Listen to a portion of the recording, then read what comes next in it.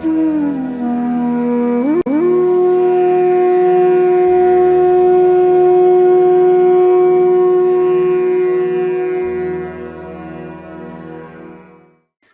जब हम मनुष्यता के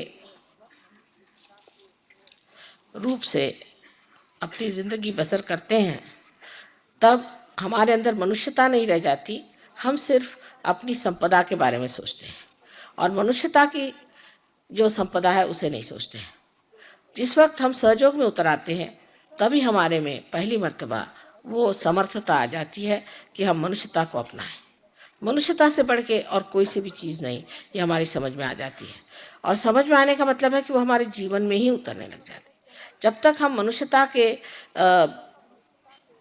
रूप को और उसके मधुर स्वाद को चखते नहीं, तब तक मनुष्य अपने ही एक आवरण में, अपने ही एक सीमित जीवन में ही आनंदित रहता है।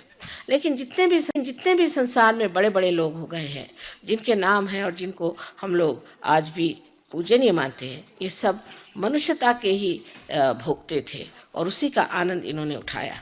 सहयोग के बाद आप भी इसका आनंद उठा सकते हैं, क्योंकि इसके बाद आप आत्मा स्वरूप हो जाते हैं। और आत्मा जो है ये सार्वजनिक है, ये अपने में ही सीमित नहीं है, ये सर्वजन में, सारी सृष्टि में सब दूर इस तरह से अगोचर है, लेकिन हमेशा विचरण करते रहता है।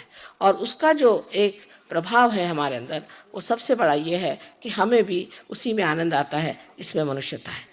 अगर किसी मनुष्य में हम देखते हैं कि इसमें मनुष्यता नहीं है, या कोई ये ज़ोर ज़बरदस्ती कर रहा है, या अपना ही ठेका लगा रहा है और अपने ही को आगे ढकेल रहा है, फ़ौरन हम समझ जाते हैं कि सहयोगी नहीं। लेकिन उसका असर जो आप पे आता है, या आप जो उसको महसूस करते हैं, या कभी कभी उसके लिए दुखी भी होते हैं, उसकी परेशानी कोई बात नहीं है, क्योंकि आप आत्मा के साम्राज्य में आ गए। ऐसा आदमी धीरे से ढकेल दिया जाता है और फिर वो सहयोग में लौट नहीं पाता। ऐसे अनेक बार हुआ, आपने देखा है, ऐसे लोग धीरे धीरे ढकेले गए। सब लोग जो अपने को लीडर भी समझते हैं, एक ये मजाक ही है मुझे लगता है, लीडर वीडर। लेकिन अगर समझ लीजिए इस मजाक को भी असलियत समझ लिया जाए, तो भी दूसरी असलियत ज़रूर ध्यान में रखनी चाहिए कि अगर हम इस लीडरशिप को ये समझें कि इससे हम लोगों पे अपना अधिकार जमाएं और उनसे फ़ायदे उठाएं, तो धीरे धीरे अपने आप ही आप गड़प हो जाएंगे और लोगों को समझने, आप पूछेंगे वो कहाँ गए, हमने कहा गए वो कहीं तो भी।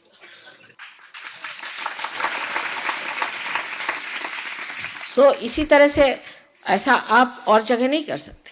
अगर आप चाहें कि किसी साम्राज्य में ऐसा करें, किसी राज्य में ऐसा करें, तो कभी नहीं हो सकता। लेकिन सहयोग में अपने आप ही मैं देख जाती हूँ कि लोग विलीन हो जाते हैं, पता नहीं कहाँ घुल गए कि मिल गए कि समुद्र में कहाँ पार हो गए, समझ ही नहीं आता ये लोग कहाँ चले गए। अपने को जो लीडर समझते हैं, उनको एक आदर्श स्वरूप होना चाहिए, और उनका सबसे बड़ा आदर्श है कि उनके अंदर प्यार का माध्यम कितना है। कोई लोग होते हैं कि अपना अपना बड़प्पन दिखाने की कोशिश करते हैं, कोई बड़ा उसमें भाषण देते हैं, तो कोई लोग होते हैं कि उसमें किसी को दबाते हैं, और कोई लोग हैं कि दूसरों पे हुकूमत चलाते हैं। सबसे बड़ी बात यह है कि जो भी आप करें उससे सिर्फ प्यार ही झलकना चाहिए, उससे ये दिखना चाहिए कि ये प्यार की वजह से हुआ।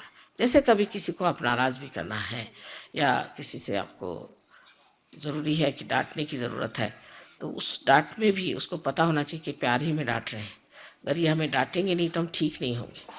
तो हमारा जो हित है उसे हमें साध्य करना है, क्योंकि आपकी जो आत्मा है वो सब संसार का हित चाहती है, उसके बगैर वो तृप्त नहीं हो सकती। अगर आप चाहते हैं कि अपने आत्मा को तृप्त रखें, तो ज़रूरी है कि आप अपने अपने आत्मिक ज्ञान को दूसरों के हित के लिए उपयोग में लाएं। इतना ही नहीं, आपके अंदर जो चैतन्य है उसका भी उपयोग आप दूसरों के हित के लिए करें। आपका हित अपने आप बन पड़ेगा, उसकी आपको ज़रूरत नहीं है। सिर्फ आपको चाहिए कि आप दूसरों का हित और अपना खुद का ध्यान धारणा से व्यक्तित्व बढ़ाएं, अपना व्यक्तित्व सुंदर और शुद्ध बनाएं। इसे लोग देख कर कहें कि हाँ, ये एक सहयोगी है, कोई तो भी विशेष चीज़ सहयोग है। ऐसे तो आप जान रहे हैं कि धीरे धीरे सहयोग बहुत ज़ोर पकड़ रहा है, और किसी तरह से एक दिन ऐसा आएगा कि सहयोग सबके सामने आके खड़ा हो जाएगा और लोग कहेंगे ये क्या अद्भुत चीज़ है। पर उसके लिए हमें भी मेहनत करनी चाहिए, और उसकी सिर्फ मेहनत यही है कि हम दूसरों के हित की बात करें हमेशा।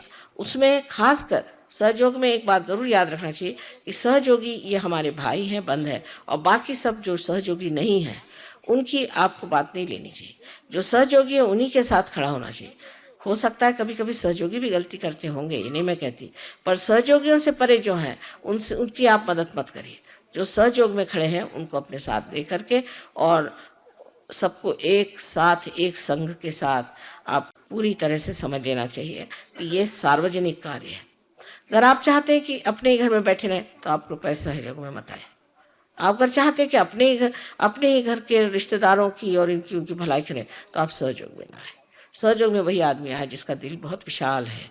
ऐसे लोगों का यहाँ कोई काम नहीं, उससे सिर्फ हमें परेशानी होती है और उनको भी कुछ मिलने वाला नहीं। ऐसे लोग कि जिनके झोलियों में छेद है उनको क्या दे सकता है इंसान, लेकिन जिनके दिल विशाल हैं, जिनके हृदय खुले हुए हैं, ऐसे लोगों के लिए सहयोग है। इसलिए मुझे आपसे विनती करनी है, खास करके ऐसे लोगों से जो बहुत अपने को विद्वान समझते हैं।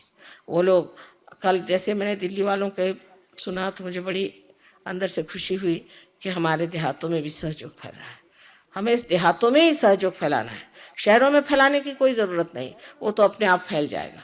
सबसे ज़्यादा हमें तो मेहनत करनी है वो देहातों में, और जो देहातों में हो जाए तो हम लोग तो देहात में रहते हैं तो बहुत कम लोग रहते हैं और उनको कोई मतलब भी नहीं है, वो उसी संपदा के पीछे में है जो नश्वर है।